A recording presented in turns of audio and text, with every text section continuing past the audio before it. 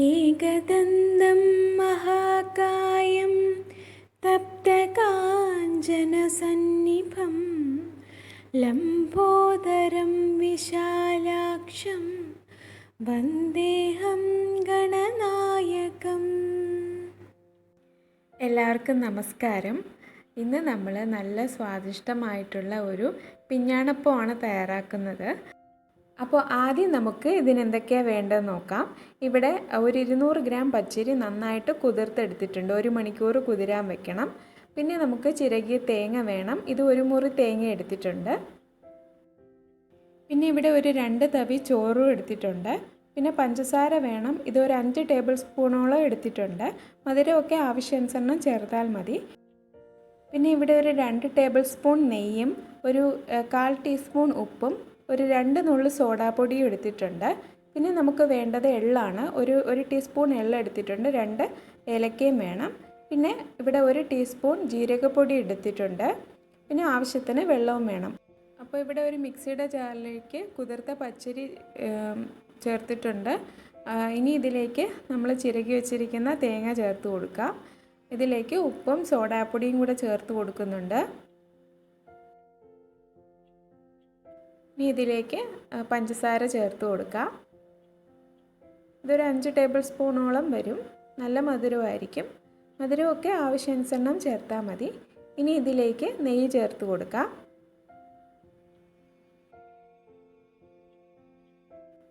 ഏലക്ക ചേർക്കാം.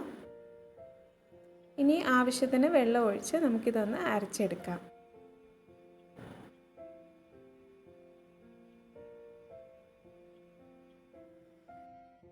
അപ്പോൾ ഇത് അരച്ചെടുത്തിട്ടുണ്ട്. കണ്ടില്ലേ, ഈ ഒരു പരുവത്തിനാണ് നമ്മൾ അരച്ചെടുക്കേണ്ടത്.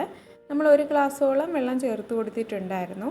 അപ്പോൾ ഇനി ഇതിലേക്ക് നമ്മൾ എടുത്തു വെച്ചിരിക്കുന്ന എള്ളും ജീരകപ്പൊടിയും ചേർത്ത് നന്നായിട്ടൊന്ന് മിക്സ് ചെയ്യാം. മിക്സ് ചെയ്തിട്ട് ഒരു 10 മിനിറ്റ് നമ്മൾ ഇത് റെസ്റ്റ് ചെയ്യാൻ വെക്കുന്നുണ്ട്. 10 മിനിറ്റിന് ശേഷം നമുക്കിത് ആവിയിൽ വേവിച്ചെടുക്കാം. അപ്പോൾ 10 മിനിറ്റ് കഴിഞ്ഞിട്ടുണ്ട്. അപ്പോൾ ഇനി ഇത് ഒന്നും കൂടെ നമ്മളൊന്ന് ജസ്റ്റ് ഒന്ന് മിക്സ് ചെയ്തെടുക്കാം. നേരത്തെ തന്നെ ഒരു പാത്രത്തിൽ നമ്മൾ നെയ്യ് പുരട്ടി വെച്ചിട്ടുണ്ടായിരുന്നു. നെയ്യോ എണ്ണയോ ഏതായാലും മതി. അത് നമ്മൾ ഇത് പാത്രത്തിൽ ഒട്ടിപ്പിടിക്കാതിരിക്കാനാണ്. അപ്പോൾ ഇനി അതിലേക്ക് നമ്മൾ ഈ മാവ് ഒഴിച്ചു കൊടുത്തിട്ടുണ്ട്. അപ്പോൾ നമ്മൾ നേരത്തെ തന്നെ വെള്ളം ചൂടാൻ വെച്ചിട്ടുണ്ടായിരുന്നു. ഇതുപോലെ ഒരു വലിയൊരു പാത്രത്തിൽ വേകാൻ ആവശ്യമായ വെള്ളം നമ്മൾ ഒഴിച്ചു കൊടുത്തതിന് ശേഷം അത് പാത്രം ബാലൻസ് ചെയ്യാനായിട്ട് ഒരു വളയം വെച്ച് കൊടുത്തിട്ടുണ്ടായിരുന്നു. അതിൻ്റെ മുകളിലേക്ക് നമ്മൾ നമ്മുടെ ഈ ഒരു തട്ട് വെച്ച് കൊടുത്തിട്ടുണ്ട്. ഇതൊരു 10 മിനിറ്റ് മതി വെന്ത് വരാൻ. അപ്പോൾ ഇത് നന്നായി വെന്ത് വന്നിട്ടുണ്ട്. അപ്പോൾ ഇനി ഇത് തണുക്കണം.